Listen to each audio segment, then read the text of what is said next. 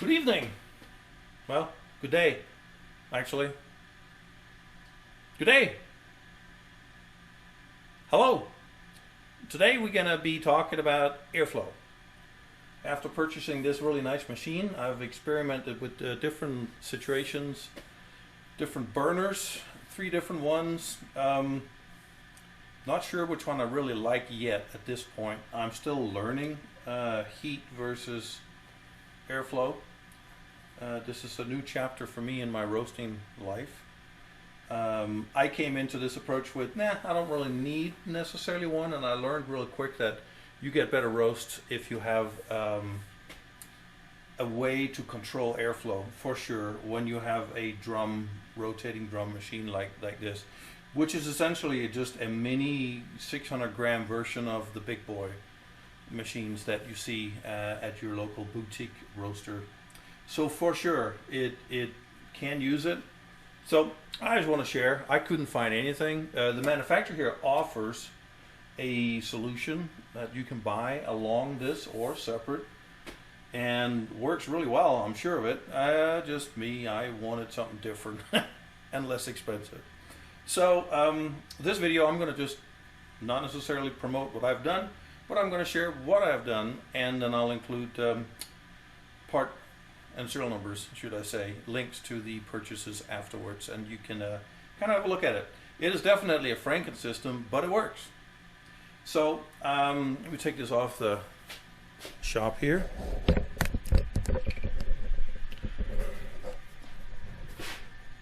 The discharge part of the Fortis is a 2-inch out of diameter-ish plug. Looks just like that. It just happens to be that 2-inch, at least in my humble research opinion, is also the standard of pellet stoves. So if you want a rigid one, this is a semi-rigid, but then pellet stove it is. You can find one in town, that's wonderful. If not, they're a little bit pricey because they're not the big dealio as you normally find. Then you're going to find this is a pellet stove vent motor and circular or squirrel cage fan. A couple of caveats that you need to consider. Some of them have composite impellers. Won't work very well. I've seen temperatures of 250 degrees after doing 3 roasts. That's where it kind of pegged. But 250 degrees, I don't know what the composites are. If they're regular plastic, it would not be good. This one, particular one that I purchased here, has a metal impeller in it. However, it just has a 3-inch hole on the side, so you're gonna have to figure out, well, how are you gonna skin that cat? I bought some out of diameter 2-inch aluminum pipe for, I don't even know what it's used for, and then I just cut that, split it, and as you can see on my very, very fine high temp RTV 700 degree sealant, I literally just plucked the holes, bolted it on there with 3 screws. You can see one of them sitting down here, and then just filled up. Looks like crap, I get it, I understand, but dude, it works. Then the discharge part, off to Home Depot to get this little doohickey, which again did the same thing, flare it out, cut and flare it out at the beginning, or the flange, I guess, created a flange. This is a 4 to a 3-inch adapter. On the bottom here, sealed it to here. Then I bought at my local hardware store as well, semi-flexed 3-inch pipe, 8 feet of it. Comes over and had a right 90 here as well, 3-inch right 90. Then it goes to, this little dryer type style vent pipe, except it's 3-inch, and then I literally just open the door,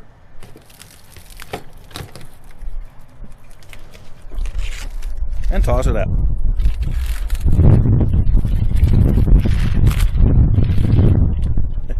Very rudimentary out here. There you go. However you want to do it is obviously your thing.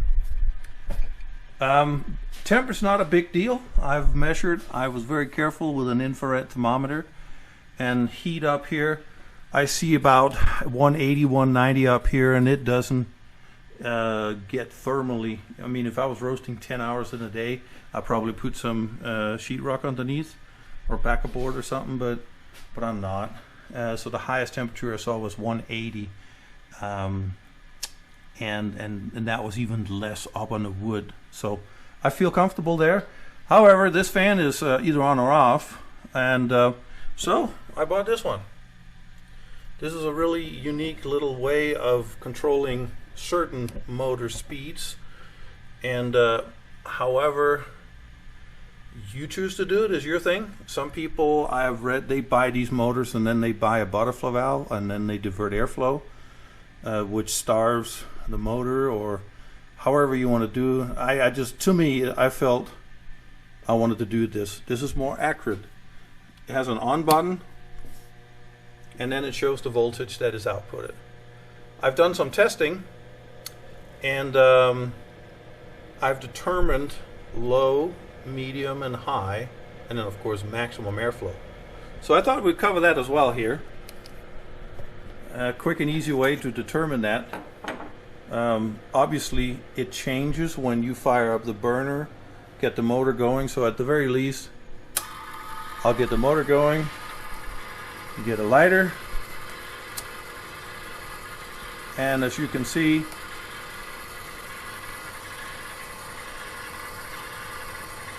it's getting sucked in, but it doesn't change too much in color. So that is I'm determined to be my low. I go to 65 volts.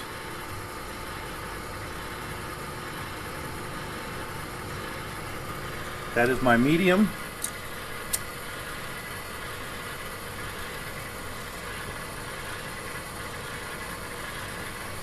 And go to 80.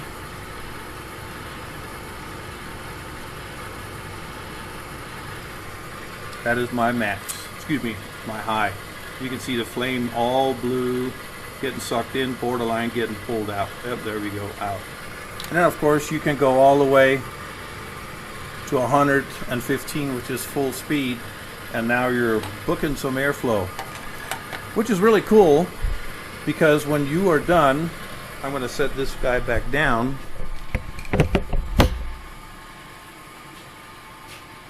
When you're done with the roast, I suspect I'm going to come out of the roast at about 80. Now this is, I have not dialed this in yet, but this is where I expect myself to be. What is nice is you dump the beans. The moment you dump the beans, there's very little chaff in here. There's a very little on the box. Most of it is sucked through to the outside. You turn this up on high. Another very cool invention. Stir the beans, and the air gets sucked right in here, which is really neat. So you don't have any smoke out here.